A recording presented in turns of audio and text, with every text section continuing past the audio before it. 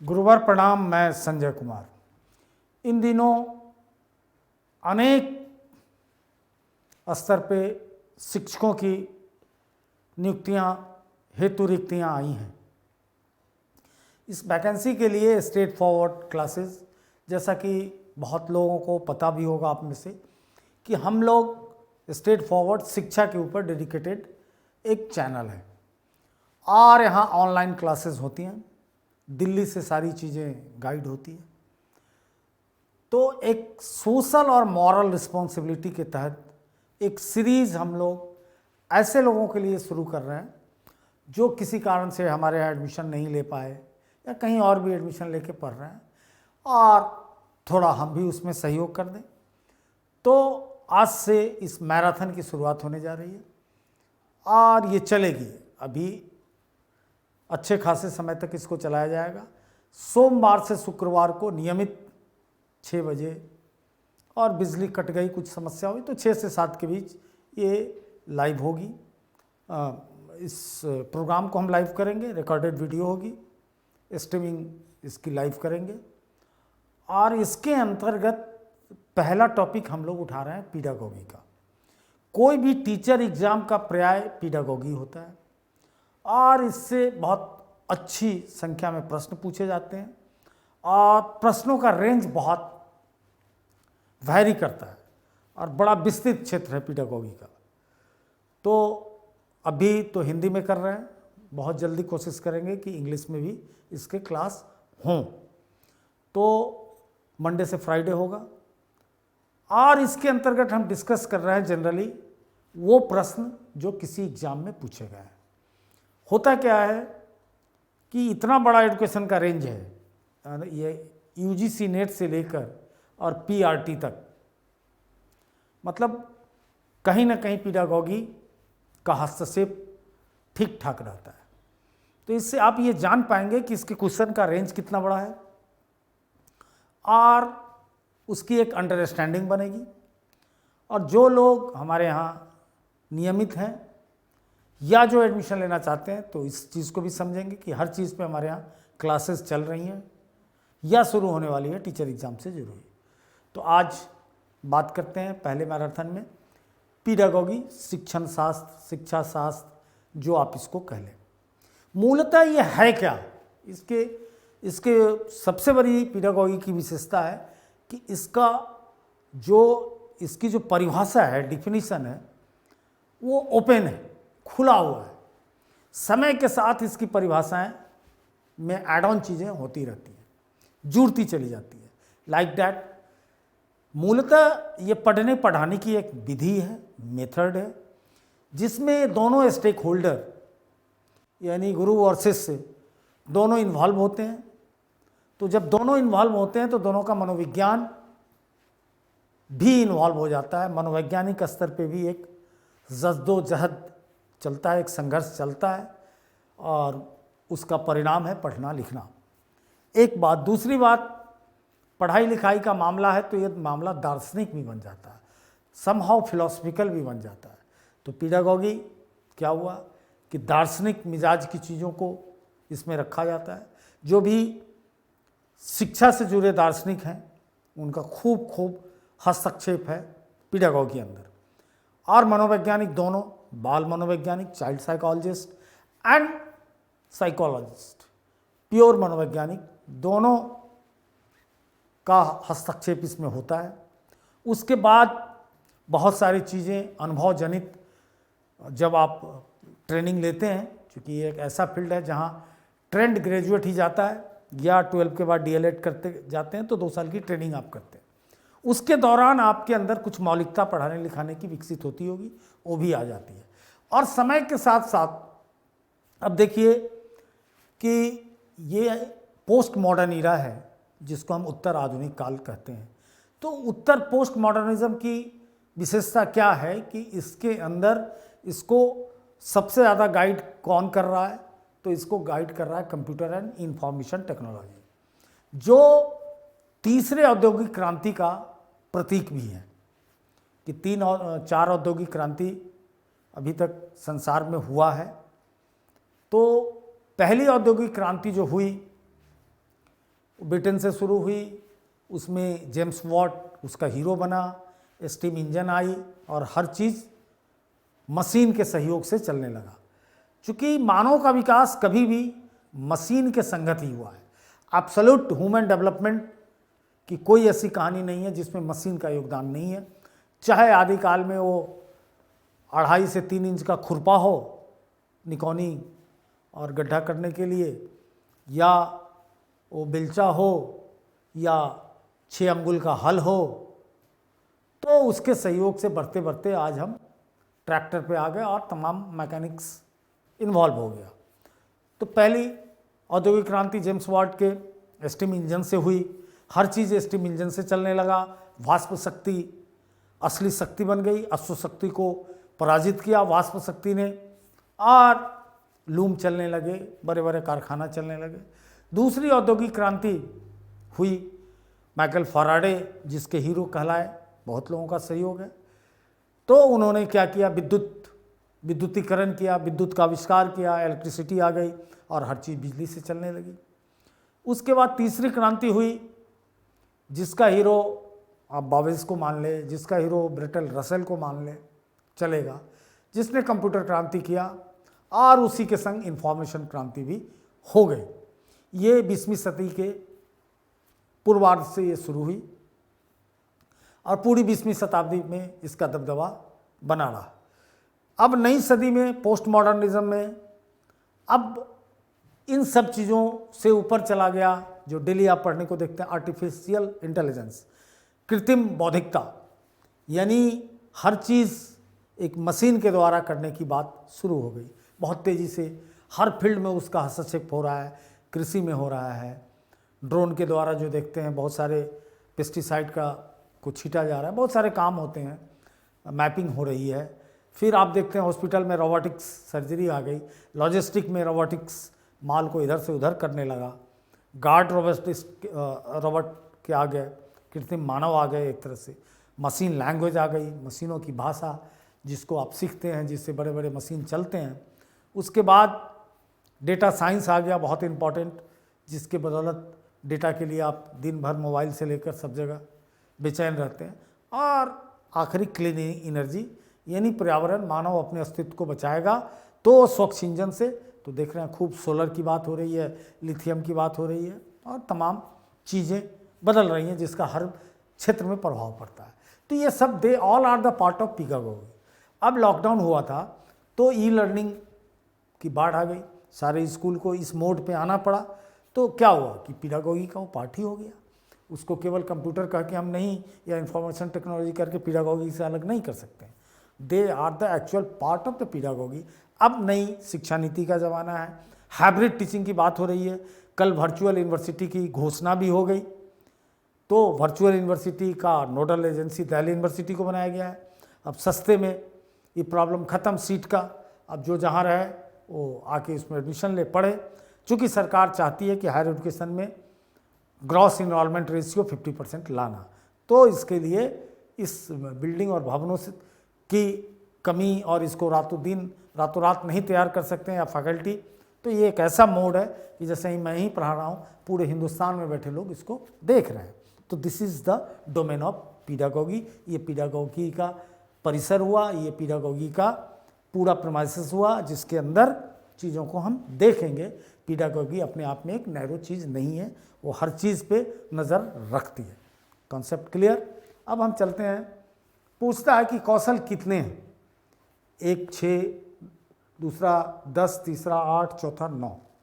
तो देखिए ये how many types of skills या how many skills for leading a life, जीवन जीने के लिए कितनी कौशल की कम से कम ज़रूरत पड़ती है। तो अब ये क्वेश्चन है, और इस क्वेश्चन को उठाया कहाँ से गया, बहुत दंग रह जाएंगे। WHO के रिकॉर्ड से इस क्वेश्चन को हमने उठाया। हमने क्या मतलब, सेटर ने इसको उठा लिया WHO के रिकॉर्ड से, और वो जब इसको उठाया तो इसके बाद वो क्या करता है कि बताता है। तो क्या बताता है, 10 स्किल कौन सा जीवन जीने का है। तो देखिए top 10 core skill recommended by WHO, विश्व स्वास्थ्य संगठन इसको रिकमेंड करता है। तो क्या है?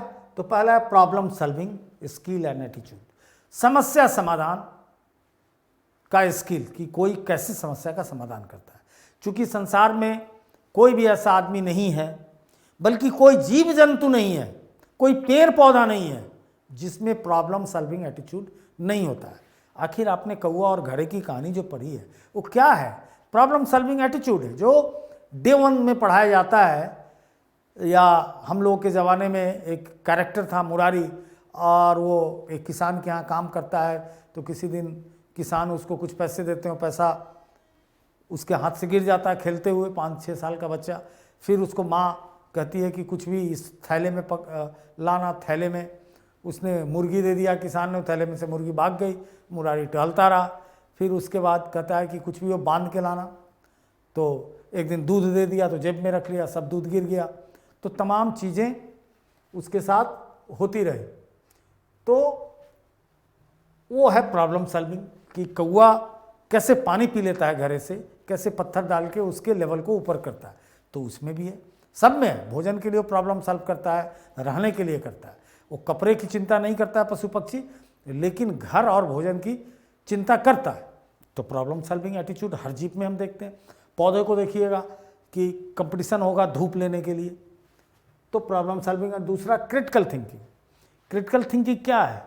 एक तरह से विश्लेषणात्मक चिंतन, आलोचनात्मक सोच कि किसी चीज़ को हूबहू नहीं ले लेना, ग्रहण कर लेना। संभावनाओं से चलना, अंधेरा है तो संभल के चलो, कुछ रोड पे उल्टा सीधा चीज़ होगा, गिर जाओगे, पैर टूट सकता है, कुछ भी हो सकता है, खतरा हो सकता है, चोर आ सकता है। तो क्रिटिकली हम थिंक करने लगते हैं, वो स्किल बहुत ज़रूरी है। Effective communication skill. अगर प्रभावकारी संवाद शैली नहीं है तो हम बोल रहे हैं पानी लाओ, और उधर पानी से डिकोड क्या हो जा रहा है, ये कोडिंग है। कम्युनिकेशन बेसिकली कोडिंग है। डिकोड हो रहा है शरबत लाओ, दूध लाओ, या कुछ कुर्सी ले आओ, तो संवाद नहीं हुआ। जो हम भेजना चाहते थे उसकी प्रतिपुष्टि नहीं हुई, फीडबैक नहीं आया, कम्युनिकेशन ड्रॉप कर गया। तो ये बहुत ज़रूरी है। उसके बाद है decision making, one of the finest skill of the human, decision making. ये भी हर जीव में होता है। डिसीजन लेता है कि कब, शेर सोचता है कि कब अटैक किया जाए। झुंड पे कभी भी वो अटैक नहीं करता है, चाहे वो किसी चीज़ का झुंड हो। झुंड से अलग चीज़ों पे अटैक करता है या झुंड को तोड़ता है। तो और हम मनुष्य डिसीजन सोचते हैं, जो भी अनुभव है, ज्ञान है, उसको परस्पर तौल तूल के और उस पर डिसीजन लेते हैं। अगेन आता है क्रिएटिव थिंकिंग, रचनात्मक सोच। ये बहुत बड़ी सोच है कि क्रिएटिव, कोई चीज़ क्रिएट करना, और उस क्रिएट का ही परिणाम है कि मानव सभ्यता इतनी सुखद है। हर चीज़ जो है वो क्रिएटिव थिंकिंग का ही देन है। देन इंटरपर्सनल रिलेशन, अंतर्वैयक्तिक संबंध। चूँकि मनुष्य एक सामाजिक प्राणी है, सबको समाज में रहना पड़ता है, तो हमारा जितना इंटरपर्सनल रिलेशन अच्छा होगा उतने अच्छे बॉन्डिंग होंगे और उतना ही स्मूथ हम जीवन को चला पाएंगे, तनाव रहित। उसके बाद है सेल्फ अवेयरनेस बिल्डिंग स्किल, मतलब आत्म जागरूकता निर्माण का स्किल। इम्पैथी, इम्पैथी का बड़ा हिंदी में परानुभूति, तो बड़ा अच्छा शब्द इसका उर्दू में है, क्या है? हमदर्दी। तो इम्पैथी और एक मिलता जुलता शब्द है सिंपैथी, सहानुभूति। कई लोग इम्पैथी को भी सहानुभूति कहते हैं, नहीं, हमदर्दी है जो कंटिन्यू किसी चीज़ के प्रति रहती है। ये मानव का आचरण है कि इम्पैथाइज रहता है वो चीज़ों के प्रति, कि उसके अंदर वो हमदर्दी बनी रहती है। लेकिन सहानुभूति टाइम बिंग चीज़ें हैं, और खासकर सहानुभूति का मतलब है कि इन व्हाट पोजीशन यू, आप किस परिस्थिति में हैं। अब एक अनजान व्यक्ति को खून की ज़रूरत है, आपको फ़ोन करता है, तो वहाँ पे हमदर्दी से आप खून देने नहीं जाते हैं। वहाँ पे खून क्यों देने जाते हैं? तो मानवता के प्रति आपके मन में सहानुभूति होती है कि खून दे देने से कोई फ़र्क नहीं है, ये तो फिर मेरे बॉडी में बन ही जाएगा और इससे हमारे शरीर को कोई नुकसान नहीं है। इट मीन्स ये ऐसी चीज़ है कि सरप्लस है, हमारे पास, तो जो चीज़ सरप्लस है वो अगर हम दे देते हैं तो यहाँ पे ये डिसीजन आपका सहानुभूति का हुआ। आप शिक्षक हैं और किसी बच्चे का चप्पल टूटा देख रहे हैं तो लग रहा है कि अरे इसको कांटा लग जाएगा, इसके माँ बाप का इतना पैसा नहीं है, तो एक चप्पल खरीद के देना वो सहानुभूति है। लेकिन आप पूरे क्लास के प्रति सकारात्मक सोचते हैं कि सब मेरे ही बच्चे हैं, तो कंटिन्यू आप 5 साल 10 सालों से स्कूल में हैं, क्लास टीचर हैं और पहली से बच्चा मिलता है और आप 10वीं तक क्लास टीचर रोटेट करता है कई जगह, ये भी सिस्टम है, तो आपको क्या बन जाता है, सारे बच्चों से एक हमदर्दी हो जाती है। तो ये हमदर्दी बहुत इंपॉर्टेंट है सहानुभूति की तुलना में। बिल्कुल ये मानव का चारित्रिक गुण है। कई बार सहानुभूति ना भी हो काम चल जाएगा, समझ गए। लेकिन अगर आपके अंदर हमदर्दी नहीं है, एम्पैथी नहीं है, तो आप मक्कार सिद्ध होते हैं। उसके बाद है कॉपिंग विथ स्ट्रेस, यानी तनाव। कॉपिंग मतलब उसके साथ दोस्ती करना, उसके साथ मिलजुल कर चलना। चूंकि existence of stress is universal phenomena, वो स्ट्रेस तनाव की नियति है, उसकी आदतन तनाव रहेगा। तनाव विहीन कोई नहीं रह सकता है। कभी मौसम से तनाव हो जाए, जैसे इन दिनों दिल्ली में खूब सर्दी पड़ रही है तो बड़ा तनाव जैसा महसूस होने लगता है सूर्य को ना देखने से, या घर में किसी चीज़ की कमी, अभाव, दुख, परेशानी, खुशी, सब में तनाव है। तनाव को कोई चाहे कि हम जीवन से निकाल दें, नहीं, तनाव के साथ रहना, दैट इज कॉपिंग विद स्ट्रेस। उसके बाद कॉपिंग विथ इमोशन, भावना, संवेग, बल्कि एग्जैक्ट इसका हिंदी हम बोले तो संवेग ज़्यादा नज़दीक है भावना के। तो इमोशन ही की पार्ट है लर्निंग का, की पार्ट है टीचिंग का। अब तो इतनी बात हो चुकी है, इमोशनल इंटेलिजेंस की बात होती है कि ये सच्चाई ये है कि बच्चे के जीवन में सबसे ज़्यादा अगर किसी चीज़ का हस्तक्षेप है पर्यावरण के थ्रू, वातावरण के थ्रू, चूँकि बुद्धि तो जन्म से लेकर आता है और वो कहीं ना कहीं अपने मैक्सिमम पे पहुंच जाता है 5-6 साल में। तो उसके बाद क्या करता है वो बच्चा, तेल तो बेचता नहीं है कि जो चीज़ उसको पहली क्लास में फुल डेवलप हो गई तो उसमें वृद्धि नहीं होती है, फिर उसके इमोशंस में होती है, जिसके थ्रू वो इंटैक्ट होता है लर्निंग के साथ, कनेक्ट होता है लर्निंग इन्वायरमेंट के साथ, सोसाइटी के साथ, और उसका आउटकम निकलता है कि वो बच्चा बहुत अच्छा से पढ़ लेता है। तो डेट्स वाई द रीज़न कि ये 10 स्किल हमें पढ़ना बहुत ज़रूरी था। तो आप समझ गए अब कि ये कौन से 10 स्किल है। वैसे हमारे नई शिक्षा नीति के डॉक्यूमेंट में जान जाइए कि बाणभट्ट के सहारे से कहा गया है कि 64 कलाओं की चर्चा की गई है। लेकिन वो कौन से स्किल है, नॉट ओनली पर्सनल स्किल्स, वो स्किल ऐसे हैं जिससे दाल दलिया का जरिया बन सकता है। लेकिन ये स्किल मनुष्य को जीने के लिए ज़रूरी है कि ये कम से कम ये 10 स्किल चाहिए जिससे वो एक सफल जीवन जी सके। नेक्स्ट, निम्नलिखित में से कौन सा उन महत्वपूर्ण कारकों में से एक नहीं है जिनकी पहचान मनोवैज्ञानिक द्वारा की गई है जो रचनात्मकता को प्रभावित करता है।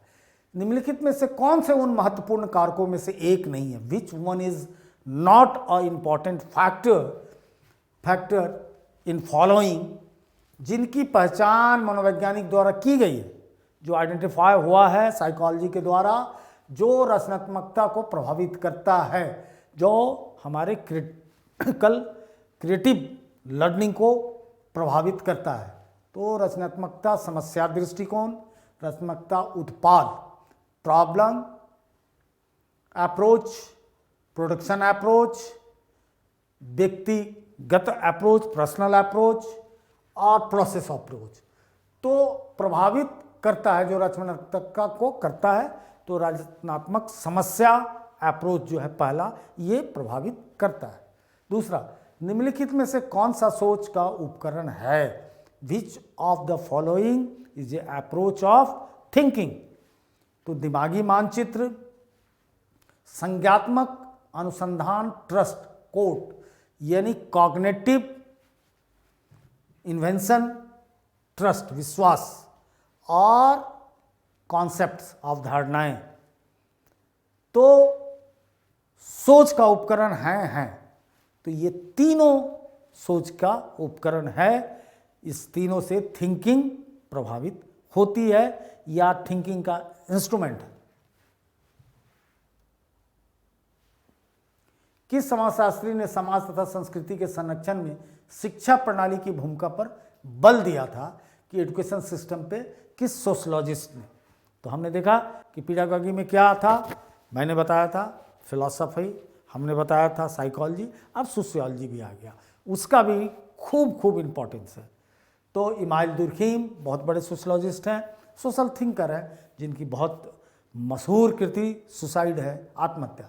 कार्ल मार्क्स, ये भी बहुत बड़े सोशल साइंटिस्ट हैं।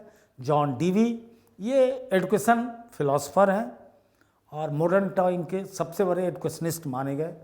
और इवान इलिच, ये एजुकेशन साइकोलॉजिस्ट है। तो इमाइल दुर्खीम समाजशास्त्रीय मामला है, तब ये फंसता है कार्ल मार्क्स का उतना ही हस्तक्षेप है और दुर्खाइम का। तो इसको कैसे पकड़ेंगे? समाज तथा संस्कृति के संरक्षण में conservation of the society and culture किसकी जरूरत है? चूंकि संस्कृति क्या है, जो बहुत कुछ जीवन में विरासत में मिलती है, उसमें बुद्धि भी है, याद रखिएगा गुरुवर, और कल्चर भी है, वो भी हमें विरासत में मिलती है। हम किसी संस्कृति को बनाते नहीं हैं, हम उसके ध्वजवाहक हैं। फ्लैगशिप, झंडा उठाए, जहाँ जिस कुनबे में जन्म लिए, जिस धर्म जाति में जन्म लिए, जो उसके टैबों हैं, जो उसके रीति रिवाज हैं, जो उसके कस्टम्स हैं, we just wear it, bust carry on. तो संस्कृति भी हमें विरासत में मिलती है और हम कैरी फॉरवर्ड करते चले जाते हैं। तो यहाँ पे संरक्षण की बात आ गई, कंजर्वेशन की बात आ गई, तो थोड़ा ये रिवोल्यूशनरी आदमी है कार्ल मार्क्स। ये कहीं ना कहीं इस ढंग के रिपीटेटिव या स्टूडियो टाइप थॉट को खारिज करता है, ये रिजेक्शन करता है। इसलिए इमाइल दुर्खीम इसका हकदार है। क्वेश्चन नंबर ऑप्शन नंबर 1, निम्नलिखित में कौन सा ज्ञान और सत्य के 6 सिद्धांतों के हिस्सा नहीं है?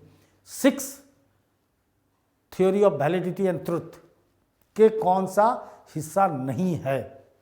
तो ससंगता सिद्धांत, अंतर्ज्ञान का सिद्धांत, रहस्योद्घाटन का सिद्धांत, स्वमताभिमानी सिद्धांत, यही नहीं हुआ। स्वमताभिमानी तो कोई सिद्धांत नहीं है, हठ धर्मिता हो गया, अपने मनमाना का सिद्धांत बना लिया, अपने मत को मान लिया।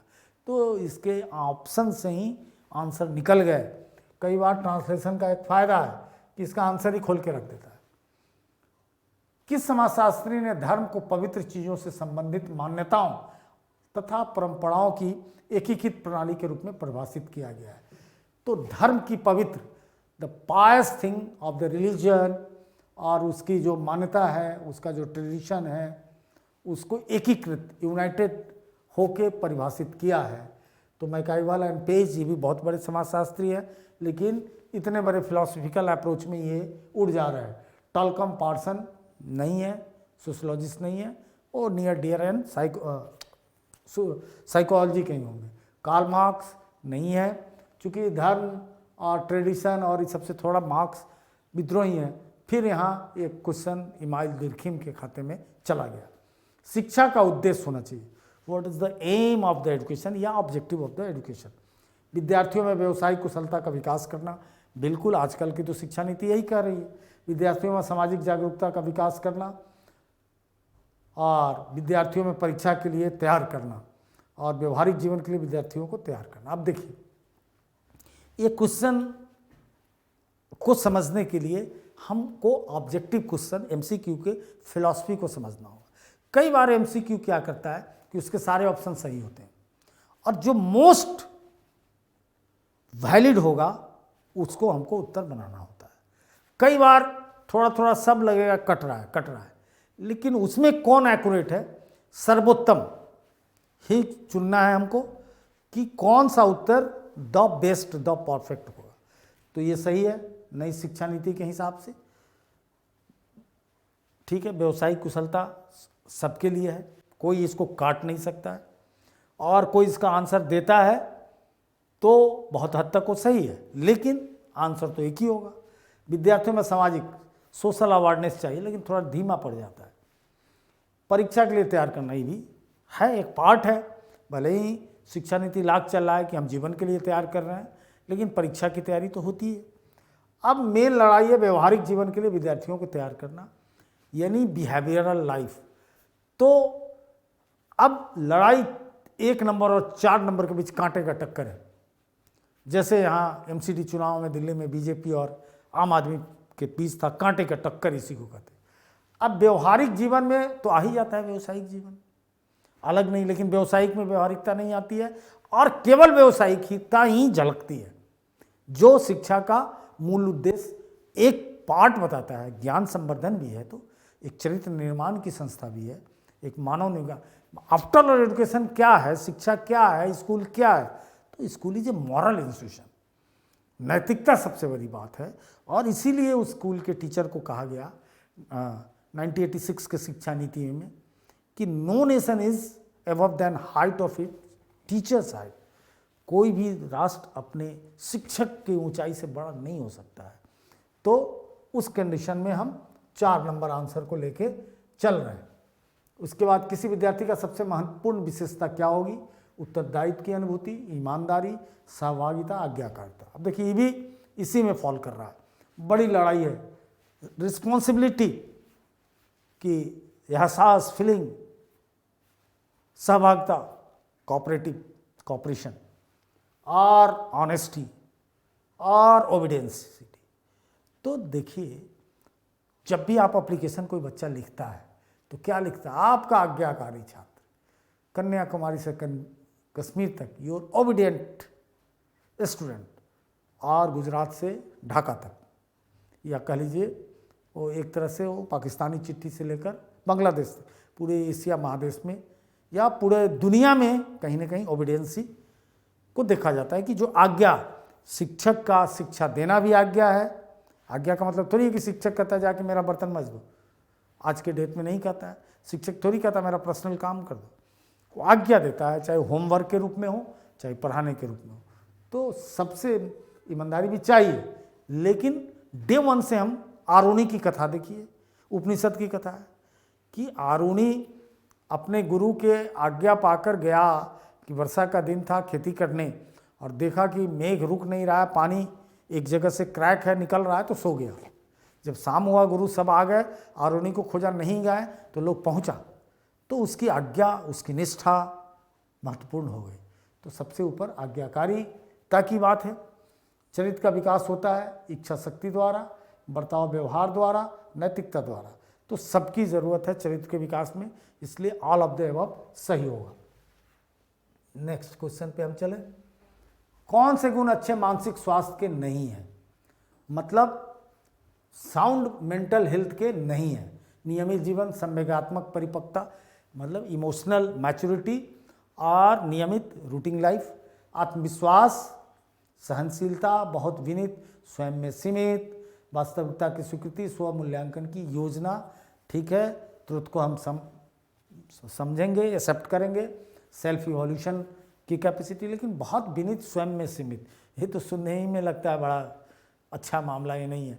बहुत विनीत अच्छी बात है, लेकिन बहुत लग गया, और स्वयं में सीमित है तो इंट्रोवर्ट हो गया, थोड़ी दिक्कत है। तो ये कहीं ना कहीं है मानसिक रूप से बीमार। मानसिक स्वास्थ्य के नियमों को खोजना और उन्हें बनाए रखना अध्ययन के केंद्र बिंदु हैं। किसने कहा है? सैफर, हेडफील्ड, ड्रेवर और लैडेल। तो इसमें ड्रेवर 3 नंबर सही होगा। अभिवृत्ति संप्रत्यय का मतलब होता है कॉन्सेप्ट। अभिवृत्ति संज्ञापरक, संवेगात्मक, क्रियापरक, ये सभी होगा। मानसिक स्वास्थ्य और डैश में घनिष्ठ संबंध है। अभिवृत्ति स्वीकार्यता, बचने और समायोजन, एडजस्टमेंट के बीच घनिष्ठ संबंध है, बिल्कुल सही, चौथा इसका होगा। नेक्स्ट, सीखने का सर्वाधिक उपयुक्त अर्थ है कौशल अर्जन, व्यवहार में परिमार्जन, ज्ञानार्जन, व्यक्ति का समायोजन। तो कौशल में अर्जन सीखने का सर्वाधिक उपयुक्त अर्थ है कि आप स्किल को कितना अर्ज किए हुए हैं, कितना अर्जित किए हुए हैं। गेट्स के अनुसार अनुभव द्वारा व्यवहार में परिवर्तन ही क्या है? तो अभिप्रेरणा, समायोजन, सीखना, चिंतन नहीं। अभिप्रेरण, मोटिवेशन। रुचि का संबंध किस चीज़ से? योग्यता, अवधान, व्यवधान भी कह सकते हैं, इंटरेस्ट का मामला है। और इनमें से कोई नहीं, 1 और 2, योग्यता और अवधान, रुचि का संबंध है। हॉबी जिसको कह ले। संप्रत्यय निर्माण का प्रथम सोपान क्या होगा? समान जनरलाइजेशन, विभेदीकरण, प्रत्यक्षीकरण, पृथक्करण। तो इसका सामान्यीकरण, जनरलाइजेशन नहीं हुआ कॉन्सेप्ट निर्माण का प्रथम सोपान। प्रत्यक्षीकरण, किसी चीज़ को देख लेना, नहीं हुआ, देखा लेकिन बना नहीं। पृथक्करण तो डिडक्शन, यानी किसी चीज़ से किसी के का अर्थ डिकोड कर देना, मतलब निकाल लेना, छांट लेना, चुन लेना। तो प्रथम सोपान क्या हो गया? पृथक्करण। अवधान के अतिरिक्त अथवा व्यक्तिनिष्ठ निर्धारक हैं रुचि, लक्ष्य, अभिवृद्धि, उद्दीपन, वस्तु प्रविधि, प्रकाश, ध्वनि, गंध, पुरस्कार, दंड, प्रसन्न। नहीं, रुचि, लक्ष्य और अभिवृद्धि। नेक्स्ट, ध्यान आकर्षित होने में उद्दीपन की तीव्रता की प्रमुख भूमिका होती है, कितना आप स्टिमुलेट होते हैं। अनुभव द्वारा व्यवहार में परिवर्तन क्या कहलाता है? स्मृति, सीखना, प्रेरणा, चिंतन, सीखना। अनुभव द्वारा व्यवहार में परिवर्तन ही तो सीखना है। सत्य को जान जाएंगे तो आपके व्यवहार में बहुत परिवर्तन आएगा। ध्यान को केंद्रित करने की आंतरिक दशा क्या है?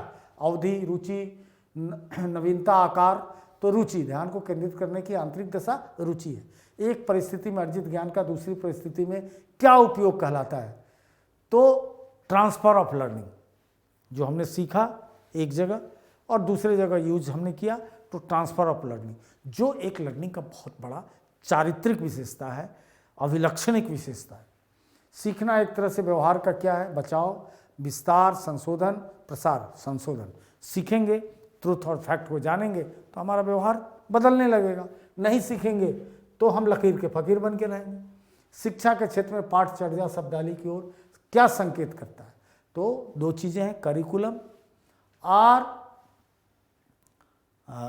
करिकुलम और सिलेबस। तो पाठचर्या क्या है? करिकुलम। और पाठ्यक्रम क्या है? सिलेबस। तो शिक्षण पद्धति में पढ़ाई जाने वाला विषय वस्तु, विद्यालय का संपूर्ण कार्यक्रम जिसमें विद्यार्थी प्रतिदिन अनुभव प्राप्त करता है, मूल्यांकन, कक्षा में प्रस्तुत जाने वाली पाठ्य सामग्री। नहीं, दूसरा इसका आंसर होगा कि पूरा हॉलिस्टिक जो प्रोग्राम है स्कूल का, दिस इज करिकुलम। और इसी में से सिलेबस बनता है, और सिलेबस प्रतिदिन के विषय और जो अनुभव प्राप्त करेगा उस पर लागू हो जाता है, लेकिन इंटायर स्कूल सिस्टम पे करिकुलम लागू होता है। कौन सी प्रगतिशील शिक्षा की व्यवस्था है? तो समय सारणी और बैठने की व्यवस्था में लचीलापन, केवल प्रस्तावित पाठ्य पुस्तक की ओर आधारित अनुच्छेद, परीक्षाओं में अच्छे अंक प्राप्त करना, बार बार ली जाने वाली परीक्षाएं। नहीं, समय सारणी और बैठने की व्यवस्था में लचीलापन होगा, तभी वो प्रगतिशील होगा। तो इस तरह से ये क्लास यहाँ समाप्त हुआ।